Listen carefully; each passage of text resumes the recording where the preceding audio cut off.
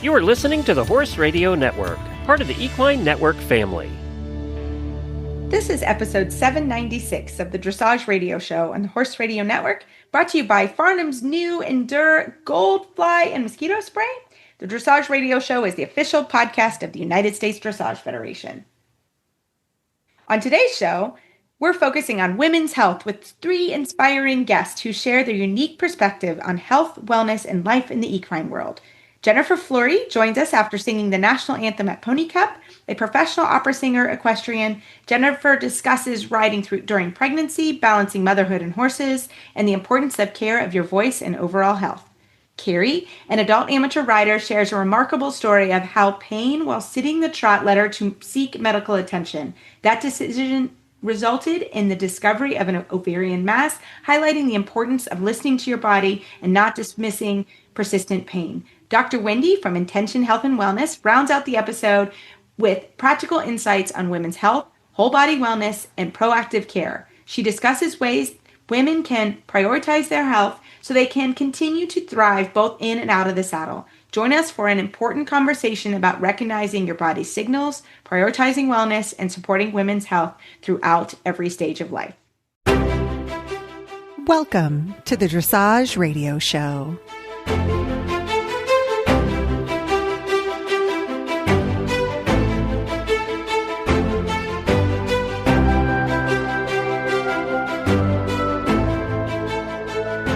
This is Reese Koffler-Stanfield in Georgetown, Kentucky. And I am Megan McIsaac from Oregon, Wisconsin, and you're listening to the Dressage Radio Show. Hey, Hi, Reese. Megan. How are ya? I think I'm crazy. We're in the midst of like kids camp and show season, and we had like a week of hot, humid, whatnot, and like there's a million barn projects. Yeah, so life is a little wild. How about for you? Same. Literally same. Literally when the Martin sanitation truck was rolling in to, clean out all the tanks today, I was like, it's a Monday. I was just like, and there's trailers like every which way. And I was just like, oh, here we go. But yeah, it's go time. It is go time for sure. And at some point I just stopped. I looked around, I maybe petted my dog for a second, and I carried on for the day. So that was good. But I needed a break. Women are amazing. It's amazing what we can do and how much pain, resilience, we can just, traipse right through, I feel like. Don't you agree? Oh my gosh, for sure. And I don't know about last week for you. There was one day, my old horses, Bingy Bear, Bingo's 20 now. We didn't ride. I was like, no, even by like 9:00. I mean, we started early, and by the time I got to his set, he kind of looked at me and I was like, okay. So we magna waved, we had a shower, and I put him away because I was worried about the heat. So we definitely, because we were, in the hundreds, it was very hot. Yeah. And, we had people showing. I mean, that's always the challenge, right? Is, it was Pony Cup week. So I had people going to shows and a lot going on. And so I was able to just say, okay, this isn't, and those horses, we did a lot of walk. We walked our tests a couple times. Like I had people literally, I was like, we trotted and cantered a little bit. And I said, let's just walk out your test. Let's talk about what we're going to do. So I think there's definitely things you can do in the heat because I don't want anybody getting sick. Horses, people, animals, anything. Yeah. And they kept coming. I actually didn't cancel any lessons. Obviously, we modified lessons. I mean, they were much easier. Also, we're a little spoiled. The arena is like riding in a basement. We have a foundation, so it doesn't go above 70, but they are living outside, and the instructors, myself, are outside. Luckily, we didn't have any shows. We had 4th of July. Do you have any issues with 4th of July? I didn't realize how many people have issues. We don't, because we're in the woods. Yeah.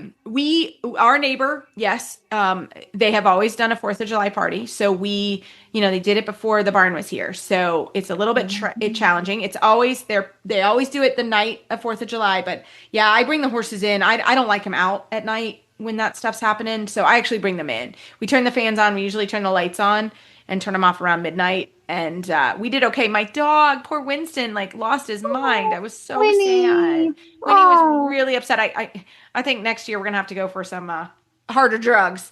But I did the chews. We have certain chews. He doesn't like thunderstorms either. So but those were not enough. So poor Winnie. At one point was in his bed and we were just like I was just holding him and he was shaking. I was like, oh boy, glad I didn't have a horse problem, but yeah, I had a dog problem. So I hate it. And we're in the country. Like there's no reason. Like go to town, go to town for sure. Go do the thing. Go do the thing in town. Like, what are you doing out at the farm? So that was definitely something. So that was not so fun. But so besides that, it was okay. And it was all good. And honestly, Dr. Catherine and I went up to Pony Cup, which I had never been. So, and that was on 4th of July. So I had a couple riders riding and we just kind of went up for the day. It was a 2-hour drive. So it was a little bit of an adventure, but we were kind of up for it and it was fun. I'm glad I went. It's a huge show. Everybody's having a great time. People from all over the country. I'm sorry I didn't get to see everybody. Next time we'll have to do a meetup for sure because I know there were a bunch of listeners there, but it was cool. It was fun. And you're going to hear Jennifer Flory. She sang the National Anthem there. I mean, I think they just really try to highlight the whole industry, children, ponies, everyone was having fun. The prizes were amazing. So there was a lot of really, really good stuff going on. So that was worth it. So fun. I've always wanted to compete at Pony Club. So if anybody has a pony, call me. Right? Call Megan. I'm too tall for ponies, for sure. But yes, and Megan, I have my Robert Dover mentorship program this coming weekend. So I'll be able to report. We've got 10 kiddos coming. Kentucky Performance Products, who's also on this show. We're going to do gift bags for them. And I'm not going to lie, I think there's some ice cream sandwiches in the fridge. Oh, yeah. Some snacks.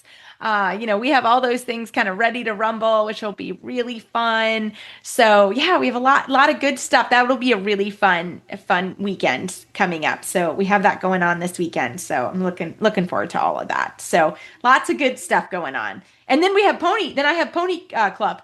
So it's going to be week of kiddos. It'll be fun. You got a lot of ponying going on. There's a lot of ponies going on. Exactly. There's a lot of ponies, but that'll be wonderful. I can't wait to hear about your clinic.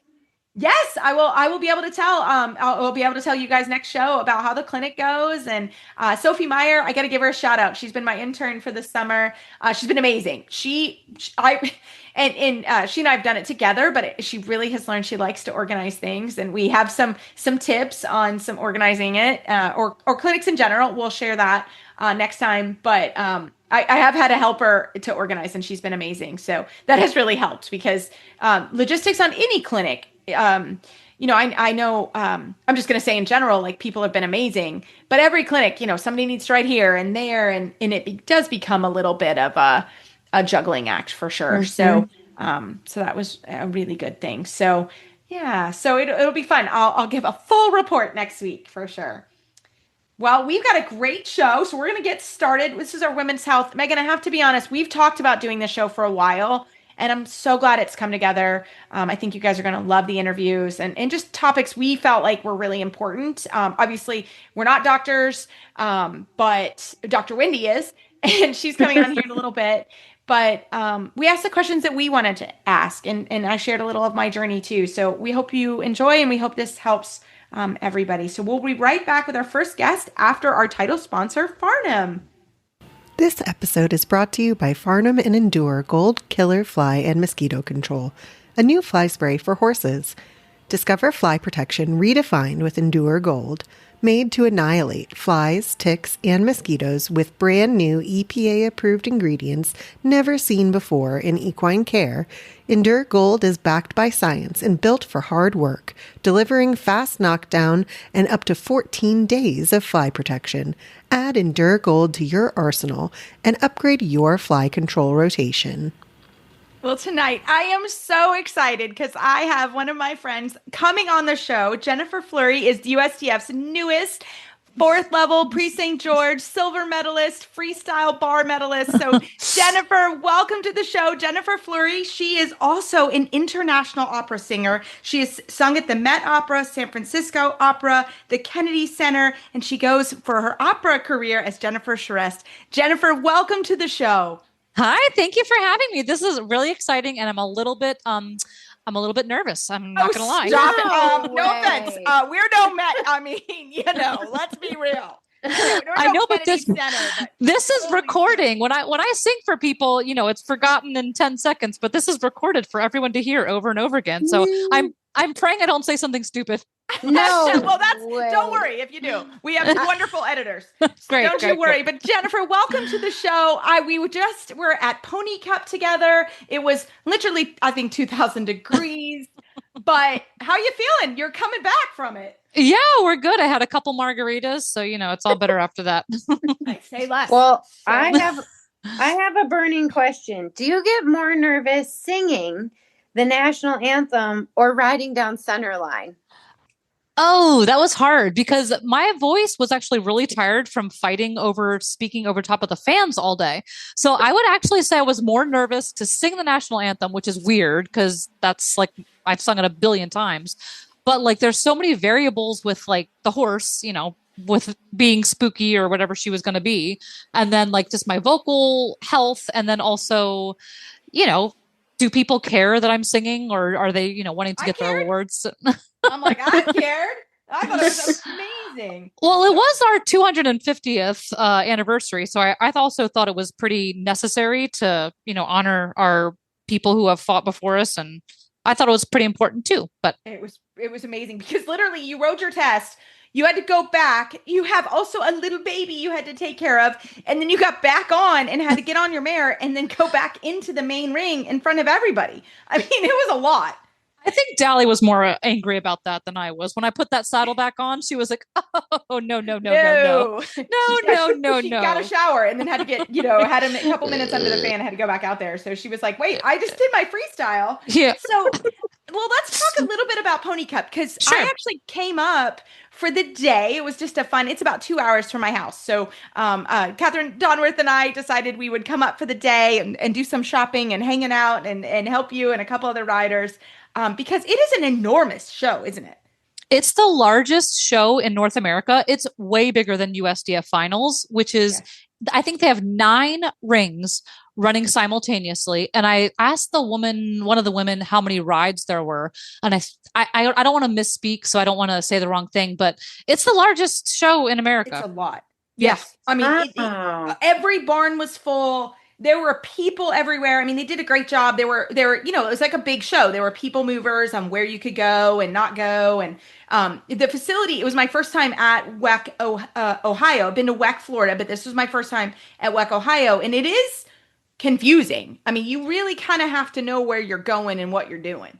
Oh yeah, because they have everything blocked off just because they have a flow. Like if that warm up is for that, they don't want you cutting through to get to another arena. So yeah, it can take quite a bit of time to avoid all the places you can't be to get to your warm-up arena versus like, if you go from one end of the barns to the outdoor arenas, it's like a 20-minute hike on a horse. It's long. It's long. It's pretty far. Yeah. So that was really interesting. I guess I didn't realize that it was, and it's spread out, that it was such a big facility. So that was one thing, if you do go there to show, you should know that. And I mean, the stalls are beautiful. I mean, the facility itself is lovely.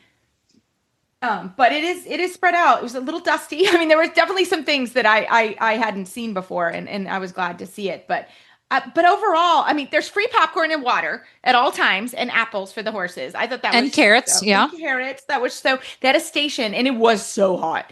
And they always had water in there. So that was always amazing. There was always popcorn. You could get popcorn. I thought that was so fun. And I thought it was there were vendors. I mean, there were places to go do a little shopping. I thought that was wonderful. Well, yeah. Did you check out the village, that little mini town? Oh yeah. I went there. Yeah. And then also they have the horsey drive-by coffee station where you can take your horse up. That's so fun. You can also sit in the coffee shop. Actually, before your ride, I went and had a coffee just to cool down. And we just sat and had a coffee. I was like, this is so cool and weird all at the same time. It's but pretty tell bougie. us about your mare. She is so cool. She's a 12-year-old Hanoverian mare. I got her and she was pretty green. Well, actually, a good friend of mine found her when she became available. She had been imported from Germany and then instantly put into foal. So she was pretty green in her training when I got her. I would say like, training level. She hadn't really learned to balance in the trot yet. So she didn't really have a counter canter and she didn't have leg yields, but she had been started well, obviously, but she was just, a little older and a little inexperienced having, hey, anybody who gets motherhood kind of putting you back a few steps, it's me. So I was like, I get you, girl. I can work with you. So yeah, I got her, I think maybe 4 or 5 years ago and she was, training level-ish. And now we're schooling pre-St. George and you get a timeline and what's that saying? Like you have a plan and God laughs. Yes. Yeah. Yeah. That is so true. And tell us about the freestyle. Did you create it or did you hire someone? So as a professional musician with like masters in music and like, I just have a lot of strong opinions about music. I almost felt bad for the woman I hired to create it. Because I was like, I'm probably going to be way more picky because I've sung this music on stage with the Cincinnati Symphony Orchestra. Fair. Not too many of us can say that, just saying. Well, yeah, I mean, I want it to be like to the level that I would want it to be at. And so she said that she was excited to work with me. Her name is Julie. She's out of Colorado and I think it's Behringer Richards. I think she's a hyphenated name, but she's out of Colorado. Her daughter is a gold medalist, big trainer, and she kind of creates freestyles for people that she likes. So I sold a gelding that I had trained up Flynn to a student of Greta is her name. And anyways, so I was like, hey, would you want to be interested in doing a West Side Story freestyle? Because I love this music. And she was like, that sounds really, really hard, but yes. So I think she delivered. I think she did great. I love the exciting music of Bernstein. I think he's like epic, but like jazzy, but like super dynamic for my mare, who I think has a lot of exciting movement to her. And she's very spicy. So I think it was good for her. I really enjoyed it. It was great. It was really fun because, really you did it in 2 shows. It was very quickly. Yeah. No, I mean, I wanted to move on to the pre-St. George and try to move on to the I1 freestyle. So I was like, I want to get this done and then move on. So we did. Thankfully, I'm thankful that we were able to get all 4 scores in 2 shows because I was not wanting to invest the money in another one. Sure. Yes. It gets like that. I mean, at the end of the day, Pony Cup is not a cheap show to go to. No. And I want to, you got to do everything right. So at the show I had, you there to make sure I got what I needed. Yeah. I had a saddle fitter. I mean, I had my vet checking her out, making sure that she is like optimal. It's a big task for me to ask her to do. I mean, it was only 1 test a day, but the preparation to get in the ring is significant. And with the weather, and my vet is amazing. Derek McFadden, he checked up on her, made sure that she was feeling good. And I had my team there getting her ice boots on, cold hosing her. And so I'm glad that I had all of my people, but yeah, it's not cheap. No. And you have 3 children, right? I mean, what is it like to be a mom of 3 kids, a baby? I mean, your littles is littles. Yeah. She's 4 months and she actually, she was a champ. I mean, it's always risky because like I nurse her and then I give her over to somebody and I hope that she'll be okay and not scream through either my test or somebody else's test. It's my mare is used to my kids and them being underfoot and whatever, but I can't expect other people to be okay with the stroller and to be okay with the baby and the rattle and, all the stuff. And, I wish everybody would desensitize their horse to things that they'll experience at a show, like strollers and babies and, all that stuff. But I also want to be, I don't want anybody to get hurt because my kid did something stupid. So it is a little stressful, mostly for my husband, because he's the one wrangling the kids while I'm riding. But he takes it very seriously. He is very cognizant of the boys and her, and my mom was there, thankfully. So she was hands-on. And then And I had some students there that were hands-on for Dally so that, I would nurse the baby, jump on the horse, warm up, ride the test, jump off the horse, grab the baby. And then like my students would take my mare for me, which, I'm so thankful for everybody who came together to support me, because I literally couldn't do it without my people, without my support system, without, people just holding my water for me and texting random people where I am and all that. So I would say it's tough with the baby and, staying hydrated, but with the right people and with the right support system, it's possible. Mm-hmm. And I have a question, not about dressage. I want to know what it's like to sing at the Kennedy Center. Sorry, have to ask. Oh, sure.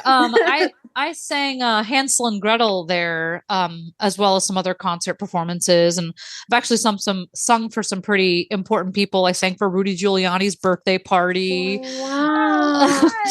So I've sung for some embassies, the Colombian Embassy, and I forget which other ones. But the Kennedy Center first of all, it's in a gorgeous setting. It's right on the river. Yes. And it's pretty amazing. I mean, the Hall of Nations, it's very epic. It's very, grandiose, and I'm thankful for every opportunity that I've got to sing, and, always looking to use my gift to, that's why I wanted to sing for Pony Cup. Cause I'm like, I have a gift, and if I can make this event even more special for whoever, I would love to use my gift to bless other people.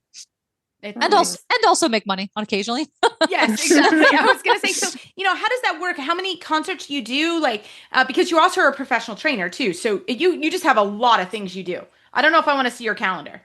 Well, it's gotten lighter with the baby. The baby kind of it's a blessing because it forces you to slow down. And so it's a blessing to like take the time, and I'm only 41 years old, so I have it's unbelievable. But I have time. You have time left. I think we all feel like we need to accomplish things by such and such a time, but like everything has its season, and there's a season to slow down and a season to speed up. And I think that we just need to kind of wait on our timing and not rush things and get panicked. And, like Reese, you and I talked about riding desperate. Like, yes, we talked about that, right? There's so many times when you can't ride desperate because you ride like garbage when you're desperate for something. Right. And actually, one of my friends is an opera singer as well. And it's the same with singing, that you have to, the same as going down center line is the same as walking on the stage at the Met or at San Francisco Opera War Memorial Theater Hall. You have to trust the preparation and trust yourself that you know what you're doing. And yeah, it's risky. Like I was telling you about collecting her for the pirouette. Is the exact same feeling as singing piano on a high note. It's so risky. It's like, it's dicey, but you got to go for it, because I didn't go for it. And I got a quote, I got a comment that I spun my mare because I got desperate. I got nervous that she was going to break on me. And so I gassed her real hard, and she shot off like she should have because I rode her poorly. But so there's so many correlations between ballet, dressage, and opera that like I literally kind of coach them all in a very similar way. Like when I'm coaching a singer or coaching myself, it's all about breath, which is very similar to impulsion. Like you have to ride the breath of a phrase to let that carry you through, which is the same with impulsion. Like you have to allow the horse to flow through you and not block him in the seat or block him in the hand or, block him in the elbow, like you told me, Reese. Yes. Well, we do virtuals, and so I don't see you in person all the time. So that is different when you see somebody in person sometimes. Well, and I think that's a really good point too. When you coach someone, I actually, and I'm Megan, you're probably the same, Jen, you're the same. It's when somebody's trying to get a medal or something, which they can get, but it's just got more significance versus just go in there and just ride. Mm-hmm. And I had to literally tell you, I was like, you are going to be on stage. Like, you need to make it happen. Don't make it look forced. Right. Because it's that riding desperate feel, right? And people get nervous and then they ride even more desperately. And you're like, ooh, yeah. Yep. No, you got to let it flow. And I think I even said, like, dance with her. You've got to just relax a little, which is really hard. It's like, just relax. This is really stressful and this is happening right now. But I knew you would get it. I just needed you to be in the right frame of mind and just settle a little bit. And once you did, You were great. And that's what I said. I wasn't able to see you on Sunday. And I said, hey, just relax. Like, just ride. Try not to be too tight in your elbows. And you did great. And I think that that is part of this, right? And especially when, people, you put a lot of money and time and energy. And for you, you're organizing so much just to get in that ring that it's really difficult. So you did a great job. But I think that is for anybody listening, that is something you have to think about and train for, and like have a code word with your trainer of like, whatever it is. Like I always call it welcome to Hollywood. Like you are on stage. Like, come on, you gotta make this happen a little bit in a sweet, kind, beautiful way. So yeah. Mm-hmm. Yeah. I mean, one of my singing coaches says something like, and I apply it to dressage all the time. You cannot drill yourself. The second you drill something, and I don't know if you agree, Reese, we haven't really talked about the specific idea, but with the voice, it's almost like its own separate thing. And actually my coach said the same thing. It's like a horse. The second you try to force them to do something, you have lost the point. Like you've lost the point. It's about a dance. It's about a relationship. It's about like with the voice, the second you try to force the voice to do something, it will not do it. It won't, it has to have a sense of suppleness. And my voice teacher calls it the squish. Like the second you force and you drive your voice, which is the same as a horse, the second, when you start to drive and force your voice, it takes on a different quality. And it's the same as with dressage. Thing. Yeah. Like you want this, you want power in the horse, but you want a supple, I always tell it, squish the horse, make sure they're squishy underneath of you, that you can half halt and they receive that. They don't lock up against your leg or your seat or your hand. And there's so many similarities in dressage and in singing that it's pretty cool. I could see that. Well, because at the end of the day, dressage is a performing art. Yep. We forget that. Like it's actually kind of very similar to what you do. Obviously, but you are on stage. You've got to go perform a task in front of a judge, maybe a crowd, depending on where you are. So it actually is quite similar. So I could see how you could really, yes, we are going to have to dive into this for sure, because, there are going to be more and more things where it makes sense between the two. But I do think that that's a huge part as we go through and you get ready for a horse show, especially when, you've got a lot riding on that horse show. I always think it's really easy when I can say to somebody like, hey, let's just go in and do what you do at home. Like, no big deal. But when you have emotion attached to it, it just is a whole different ball game. So yeah. I love it. Well, what's next for you girls? So what's next? We're going to attempt to, get out at Prix St. George either in August, but maybe October. I don't know. We'll have to see. I don't like, it's the same as opera. I don't like going somewhere and like being okay at it.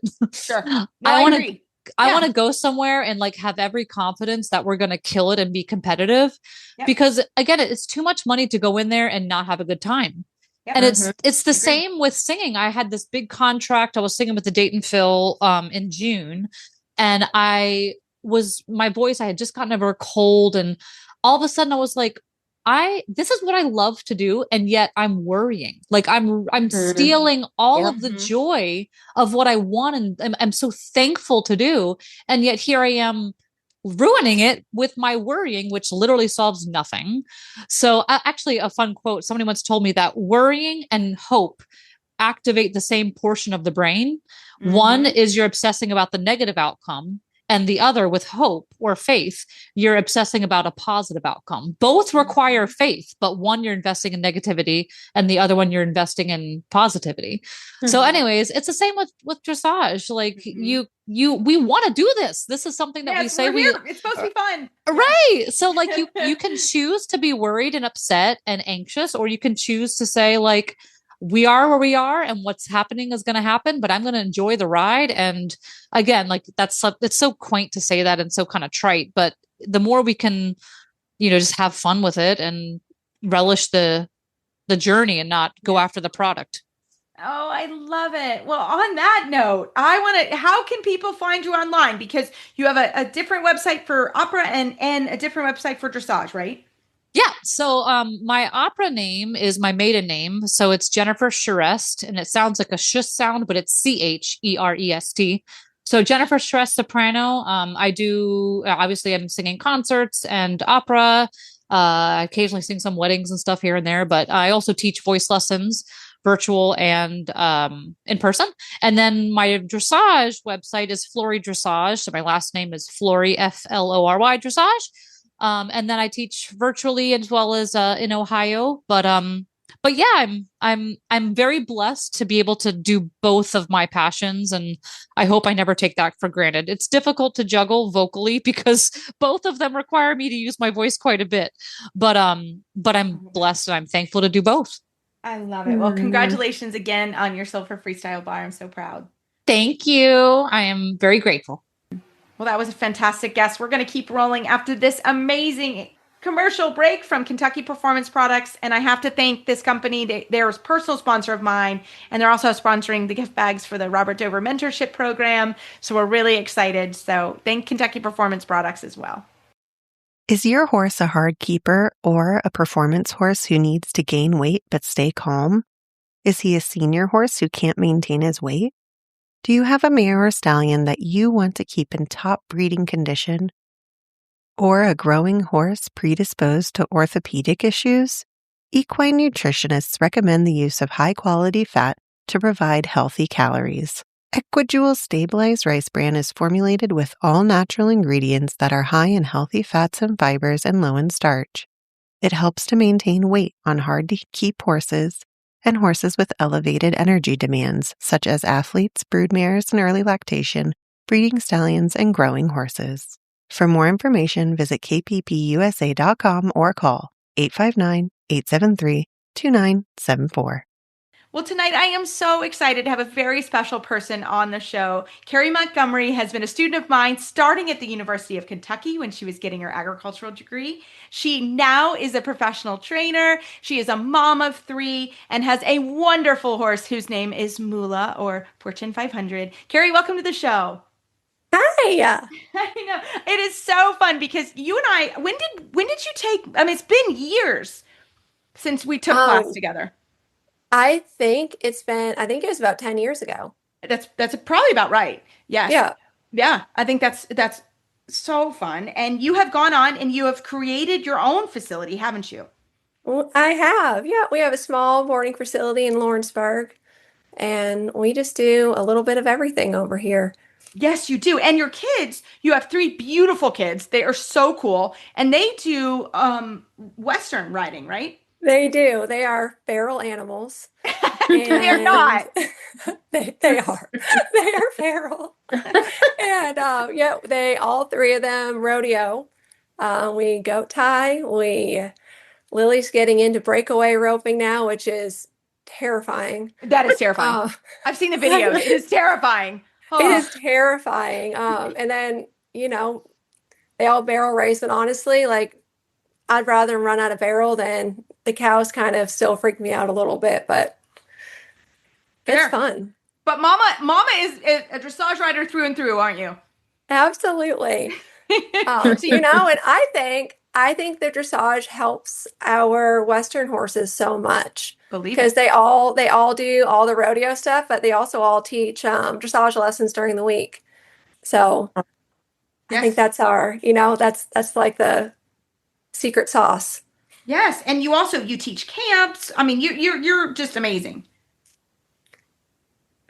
You do. You teach camp, and you own a coffee shop. You do so many different things. I don't know how you have time to ride, but you do. So tell us about, you started coming to me, we were riding with me a little bit, and then you said, I really want to get a nice horse.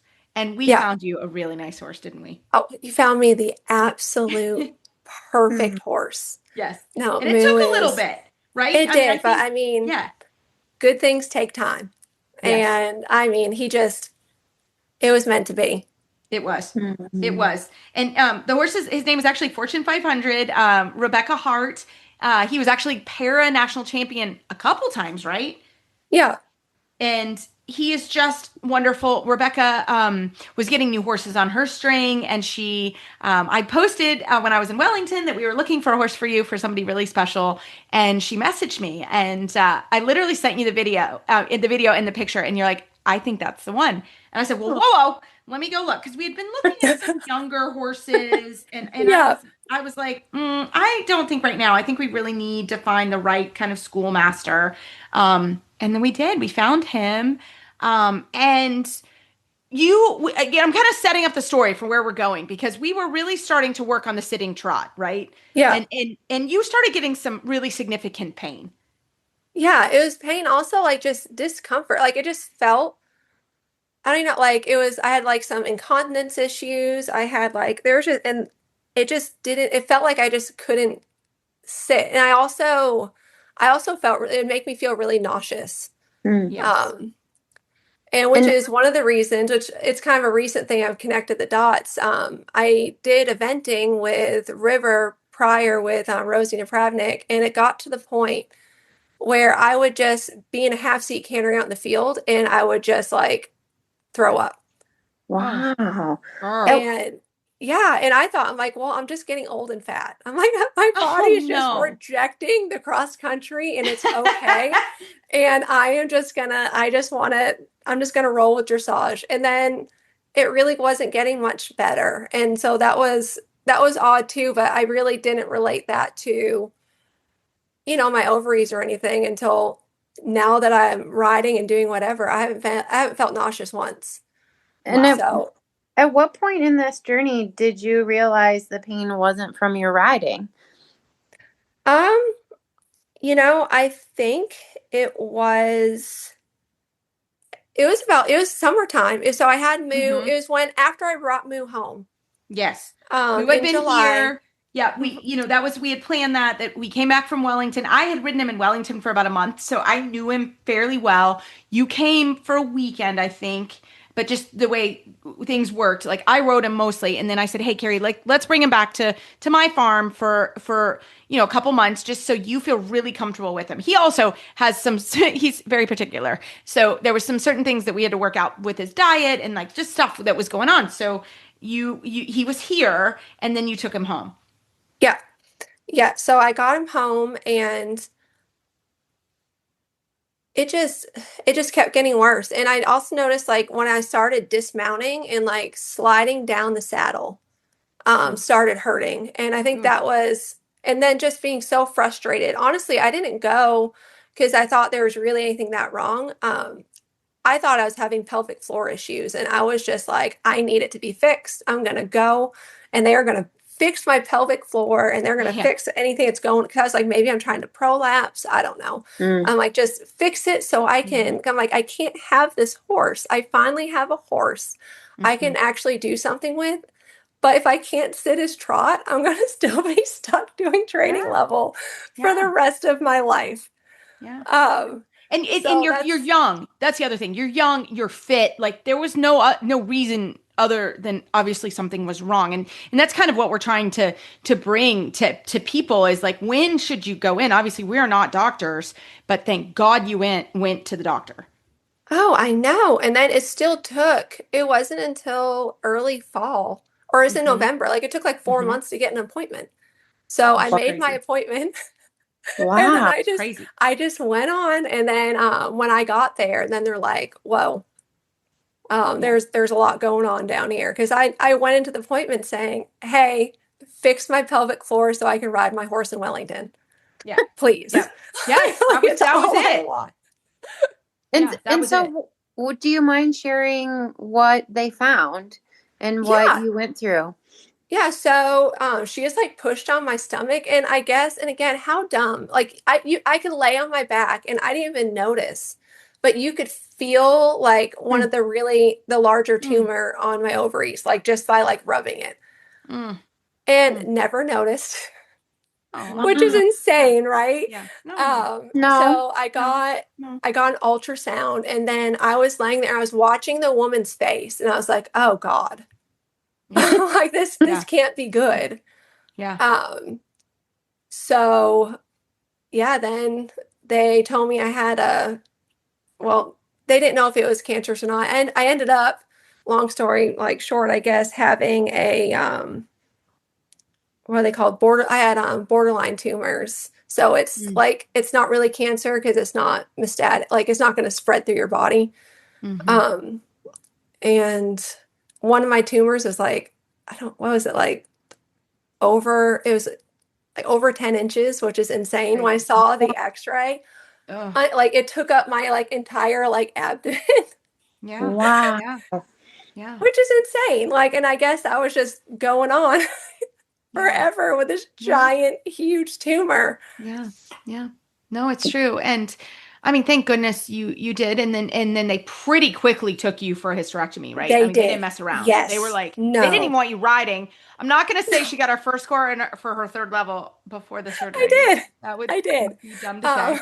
Priorities, you know. Yeah, priorities. She's like, I'm showing. And we were all like, oh, okay. I mean, Mula again is like a wonderful horse and a good soldier, but still, I was like gonna throw up. Yeah, it was fine. It was fine. Like it worked out good. But no, they took me. I think it was a week and a half later. I had the surgery. Yeah, they didn't mess around. They were like, yep, we're not messing around with this. And then shortly thereafter, actually, Mula colicked as well. We had quite a November, didn't we, Kerri? We did. Yeah, it was right before my surgery. He colicked. Literally. Yeah. Yeah. It was like the couple days before, because he had come back to the farm because he was just gonna be with us and then get ready for Wellington. And then thank goodness, again, Willa and Carly, my girls, Willa just noticed he didn't eat dinner. And thank goodness she kind of stuck around, because the girls caught it real quick, and we were able to have him at the clinic pretty quickly, and he has pulled through. So Which is incredible. Was quite a fall, wasn't it? It really was. Yeah. So they both have rehabbed, and they both got back in the horse show ring, second level, which was great. So we're trucking back. We're going now, aren't we? Yeah. Yeah. Absolutely. Really good. And how did the treatment affect your riding life and attitude towards your health? Well, so I went into it knowing that it was going to have to be a full hysterectomy. But I think I was really focused on, I was worried because they initially told me that they were going to have to do like a full, like they're going to cut me basically from my sternum to my pubic bone. And that, and my mind was so focused on that I didn't even really think about surgical menopause at all. Yeah. Oof. Like at all. Like I really thought that, okay, you just take a pill, or I didn't even know what you had to do. I was like, you just take the hormones or whatever, and then you just go on. And that is not true. So tell us, I wouldn't have known this either. Like, tell us a little bit more if you can. Oh, girl, it was a journey. Like, so the next day, so I got home from the hospital. I couldn't go on hormone replacement for a little bit because they had to make sure that it wasn't cancer. I didn't have cancer anywhere else. So they took like tests everywhere, and it took a little bit to get me cleared. Wow. Yes. So I think it was the next day I started like violently sweating. That's right. This is like right when Mula's in the hospital. Like it was awful. Yeah, they're calling me at night, giving me like updates, and I'm sitting there like sweating, and like my whole body felt like dry. Like, my skin felt dry, like my inside, like it was the craziest thing. It hit me like a train. And then they started me on a patch, but what I wish I knew going into it is I wish I established a good hormone doctor prior to even going into, like, the first second I realized I was going to need something or going through this, I should have gotten on somebody's list, because it took me, I ended up going to Bluegrass Wellness. I think it's like Women's Wellness or something, but anyways, the doctor's amazing. She does like a VIP doctor thing. She's the only reason why I end up getting leveled out, because the oncologist, she can only do so much. And same thing with like my OBGYN, like you just can't get in enough You can't have enough communication to really get the right doses. And to get the right, because everything just takes so long. Once I got in with Dr. Elkhorn, like she had me in like she had me in a couple times a week and then like once a week for a really long time. And she got me I'm on a 0.1 estradiol patch. I'm on some like progesterone and some other stuff. But yeah, she got me leveled out. But it's a recent thing that I'm feeling like more normal. That's amazing. That's amazing. I mean, I think that's really, really important. You don't even think about it. And then you're like, wow, because you look amazing. Like you've lost a lot of weight. That's the other thing. Like, yeah, I was 40 pounds heavier and like I noticed it in my face too. Like my face was getting round. And then after I lost all the weight, I didn't try to. It just kind of came off. I guess that's a thing. Like that's what my doctor was like. Yeah, it comes from, your hormones. And I thought I was going to get fat after menopause, but it's the opposite. Yeah, it's very true. Very, very opposite. Yeah. Oh, I think it's amazing. And Kerri, thank you so much for sharing your journey. So what's next, my friend? We've got some goals, don't we? We do. Well, I mean, I'd really, really like to get my bronze this year. And I think that's obtainable. Yes, it is. It is. Yep. It is totally obtainable. And, convention is here in Lexington. So we get to have quite a party for all our people. Yes. We get to get dressed up and go, and it would be amazing. So that would be a lot of fun. Well, Kerri, we can't thank you enough for just being honest and open about what happened. I hope if anyone else is hearing any of this and it applies, please go to the doctor and get it checked out. I think that's amazing. And Kerri, do you want to share your farm website and how people can connect with you? Yeah, sure. I'm on Facebook, Kerri Montgomery. My farm website's ninevehsprings.equestrian.com. And I mean, honestly, if anyone has any questions or anything in regard to hormones and women's health, feel free to ask away.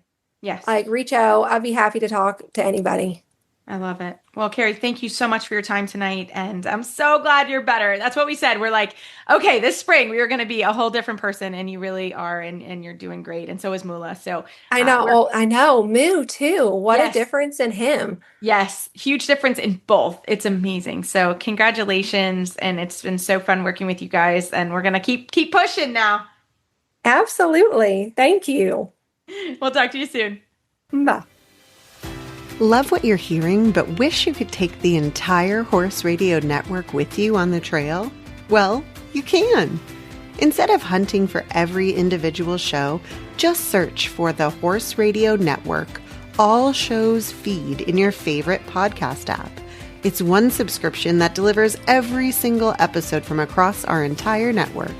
From Western to English, health tips to humor, directly to your phone. Don't miss a single stride. Subscribe to the HRN All Shows feed today. Well, tonight I am so excited to have my doctor and friend and dressage rider and now new to Wellington, Florida, Delray Beach, Dr. Wendy Enneking. She is from Intention Health and Wellness in Georgetown, Kentucky here, and she has just expanded to Delray Beach. Dr. Wendy, welcome to the show. Hey, Reese. Thank you so much for having me. I'm so excited. I am so excited, too, because we've been talking about having you on the show. First of all, we got to talk about your dressage because you are a dressage rider and you're like all of us. We're all working so hard on that. So tell us a little bit about your horses and your dressage journey before we get into our women's health segment. Sure. Absolutely. Well, I am a true adult amateur dressage rider at this point. I'm 50 years old, but I did dressage growing up as a kid, much like you did. I went, as a working student in Southern California. I rode with Hilda Gurney. I was a working student for Jan Abeling, and I went kind of through those ranks, got my bronze and silver medals, and then, adulting kicks in and you get married, you have a family, you have a career, all those things. So horses never really left my life. I just couldn't really do the horse thing as seriously as I wanted to. And now my kids are grown. And so I decided, let me try the Wellington thing this past winter. And it was incredible. And you helped make it incredible with all your resources. We had a lot of fun. Yes, we had a lot of fun. There were definitely a lot of charcuterie boards made. There was a lot of wine and Prosecco drunk. Yes, we had a really good time. Yeah. But I'm just doing the best I can as an amateur. I have a thoroughbred and an older Trakehner mare. So I'm just working hard and trying to get back to competing a little bit again. Yeah. Well, one of the things that, everybody knows me and I don't mind to tell a little bit about my personal story with Dr. Wendy. I really, I probably started with you maybe 3 years ago. Maybe not even that long, maybe 2 years ago. And I wish I had come earlier, to be perfectly honest. I had gained some weight. I was working out. I was eating well, and I had gone to my general care doctor who had been my doctor for a long time. And I just was like, something is missing here. I don't feel well. I don't look well. I've gained weight. And finally, I don't know. I saw you at a horse show and I just kind of said, gosh, I'm really frustrated. You're like, just come in. Let's take your blood work and let's start looking at the whole picture. And I wish I hadn't waited as long, but kind of fast forward to today, I've lost 30 pounds. Yay. I feel so much better. I think my skin is better. My hair is better. Just everything is better. We're not done yet. Now I have, I've had a lot of hip problems and have my surgery coming up, and you've helped me kind of navigate that.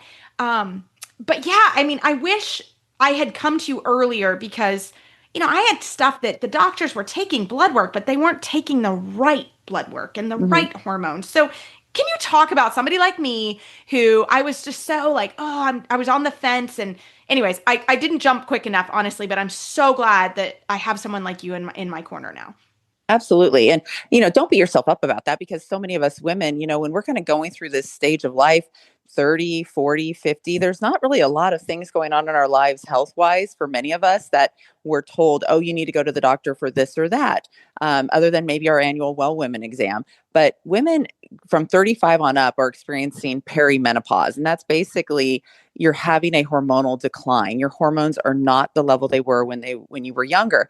And what comes with that is a metabolic shift. Usually the metabolism slows down. So many of us say, gosh, I picked up 10 pounds in the winter and I used to know how to drop that off right in the spring and I can't do it anymore. And my lifestyle hasn't changed. I still exercise. I still eat well. And this weight just sticks on, or you're more tired, or you have changes, the way your body's shaped. All of these different things are occurring. Maybe you're not sleeping as well. Maybe you have more aches and pains. There's just different things going on. But if you go get blood work, everything's normal. And your doctor just says, you're normal. This is just part of aging. And yes, that's accurate. But we can also address that by saying, you know what, we know these hormones are declining in your body. Let's try to get those back on board and get them optimized. And let's look at other metabolic issues like insulin resistance, for example, which is kind of hard to assess. But, I think that's kind of what we were dealing with you and so many other people is there's this true insulin resistance. So no matter what we do, we just have a really hard time shifting the scale and feeling good about how our bodies look.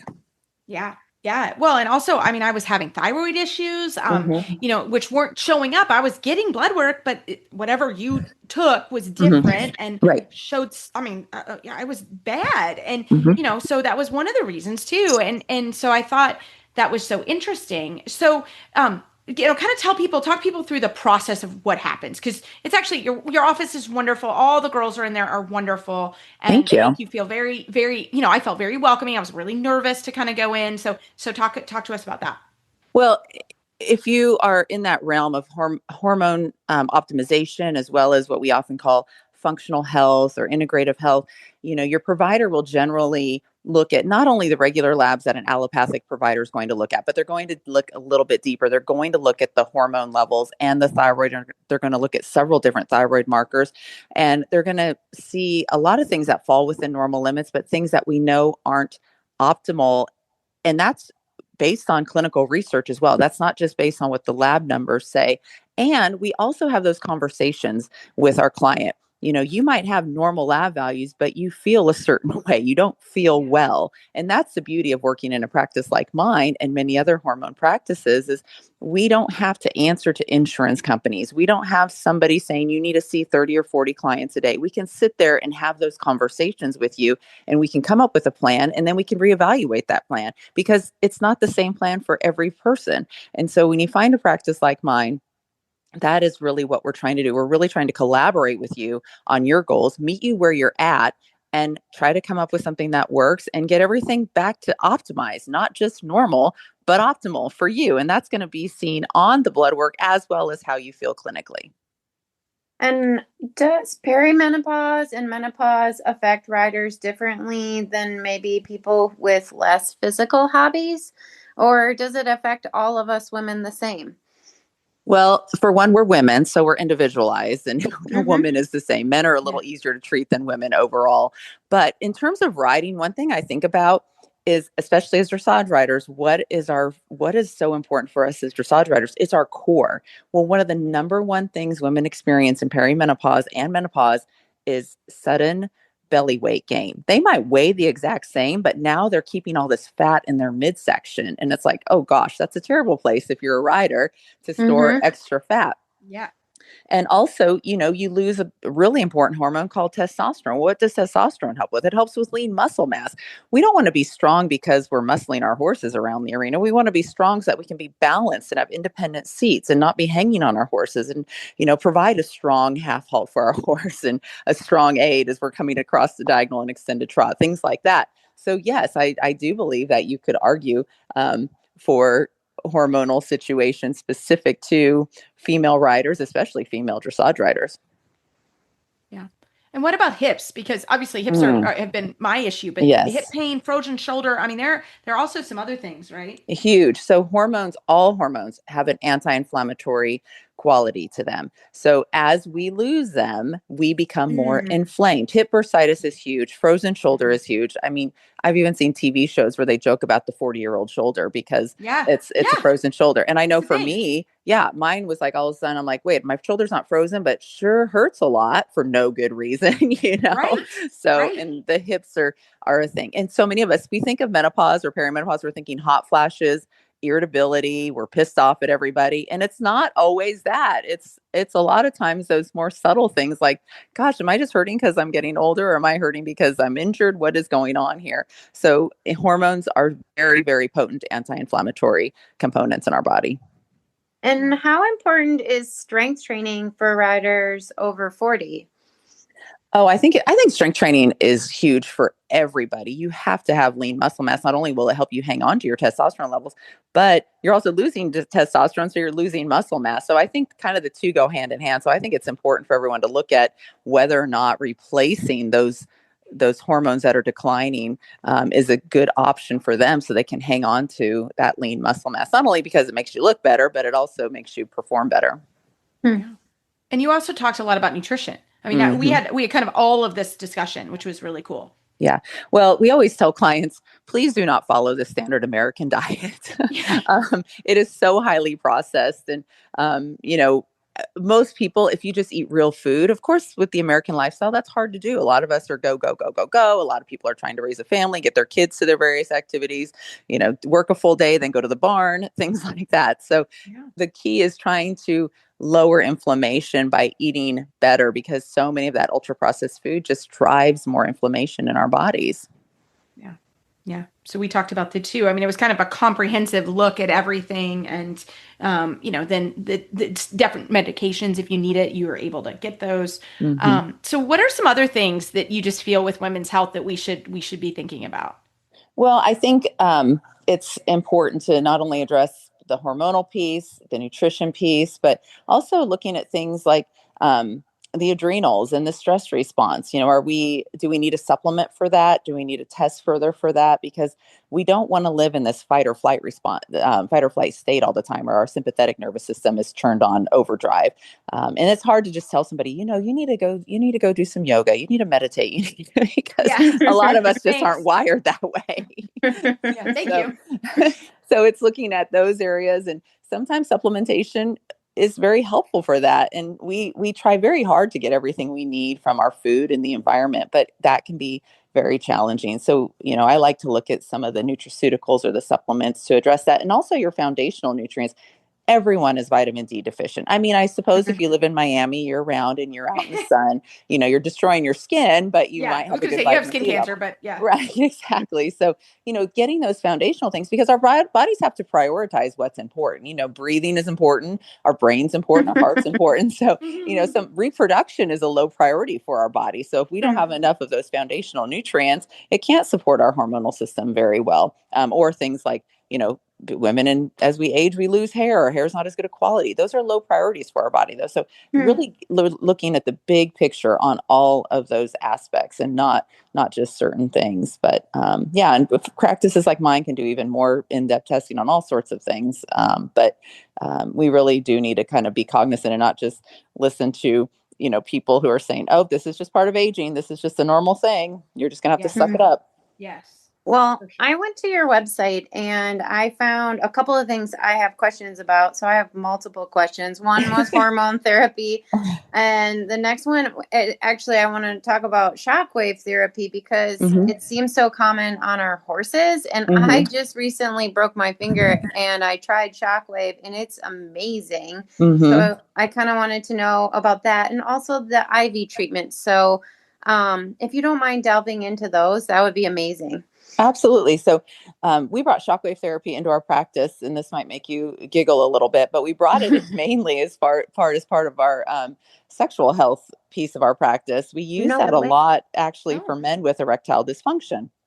And if you've seen or heard a shockwave device, that probably sounds very scary to apply to that part of the male anatomy. But we definitely do a little bit of anesthetizing of that area for a male before he undergoes that. But the concept with the shockwave is you're providing some level of injury to that area that you're treating, and the body responds by bringing in more blood flow and just bringing in all sorts of things that say, let me drive some attention to this area and let me help it heal.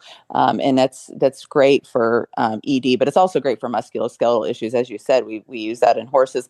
I'm not a veterinarian, so I can't technically practice shockwave, but don't let me fool you. I've thought about bringing my shockwave down here to Wellington next year. And so it is wonderful. I used it one day. I had some bad hip pain, like you had mentioned, Reese. And I mean, it knocked it out that same day. I just got back in there and I just went driving to town to your house right now. Right. Right now. I just went to town on my backside. And then as far as IV therapy, it's really cool. Intravenous fluids, nutrition. It's a great way to get something on board quickly, because let's say you have gut issues, or let's say you just had a stomach bug. You can't keep anything down. And a lot of people who have a severe stomach bug, they're dehydrated. They end up going to the ER. The minimum they're going to have to pay to get out of the ER is $500, where they can go to a practice like mine and they can get hydrated quickly and get some electrolytes and some nutrients back on board, and even get a little medication support like antiemetics or things that'll keep you from throwing up and decrease your nausea. So it's a nice tool. There's a lot of customizations with the IV therapy realm, from addressing nutrient deficiencies. If somebody has some gut issues, or you think about people maybe who've had bariatric surgery, or they've had some sort of other type of colon surgery. Maybe they have colitis or Crohn's disease and they just don't absorb anything very well. It's a great way to get nutrients on board quickly and completely bypass the gut. There's lots of options. Some help with inflammation, some help with cognition, some help just our athletes stay hydrated and get them some amino acids and things like that for athletic support.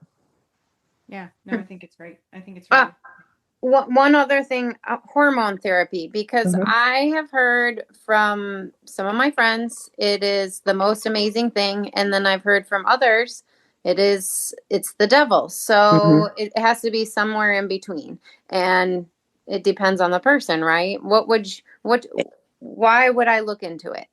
Right. Absolutely. Well, thankfully we've evolved and we know more about hormones, but there was a big study published in the early 2000s called the WHI, or the Women's Health Initiative Study.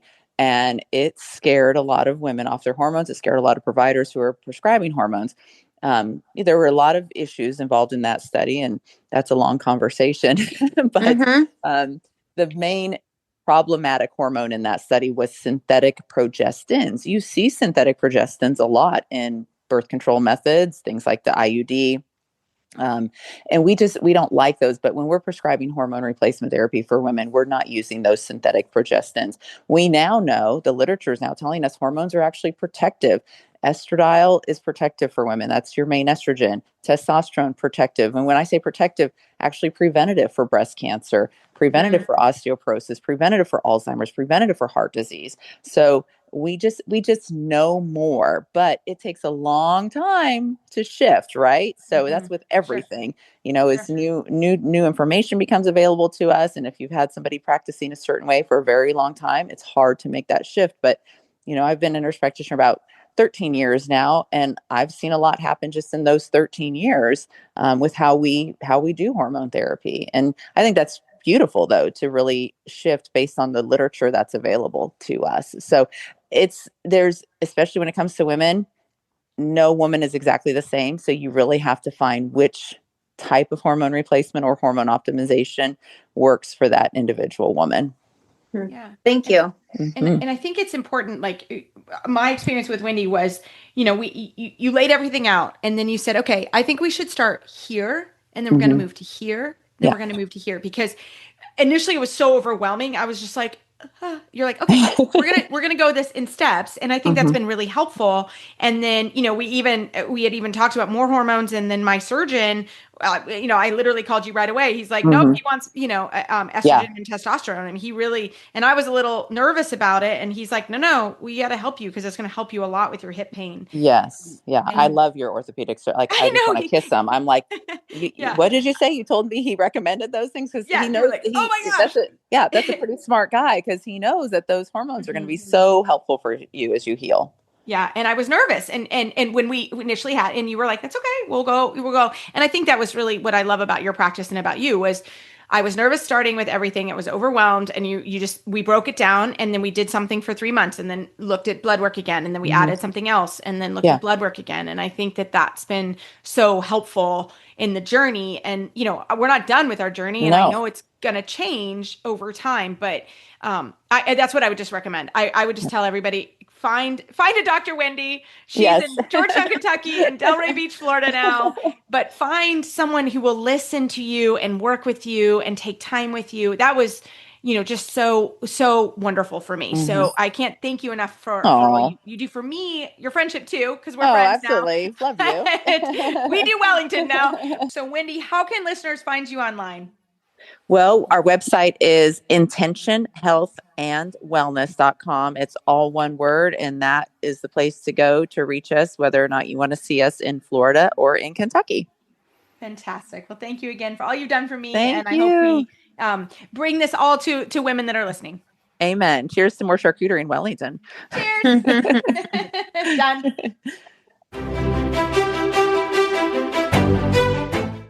Well, Megan, we've got book club going on. Woohoo! Stable Core Training by Joyce Kramer. I haven't cracked my book yet, but I need to get on it. Me too, because I think I need stable core training. I'm not going to lie. I think it's going to be good for all of us. And as we're talking about health and wellness, I think it's going to be a really good book. I'm excited about it as well. So everybody can get it and join the fun as always. And we're so glad you're part of our program as well. If you're not a subscriber yet, do that now. Just search Dressage Radio Show on your favorite podcast player. You can join the fun and supportive community at Horse Radio Auditors over Patreon. You'll get behind-the-scenes insight and special offers and the opportunity to participate in Horse Radio Network podcasts. Go to patreon.com/Horse Radio Network. The Dressage Radio Show, Facebook page is the Dressage Radio Show. My website is maplecrestfarmky.com, and my email is reese@horseradionetwork.com. And my website is lindenhoff.com, and my email is lindenhoffllc@gmail.com. We'd like to thank our friends and show sponsors, Kentucky Performance Products and Farnam, makers of Endure Gold, the next generation in equine fly spray.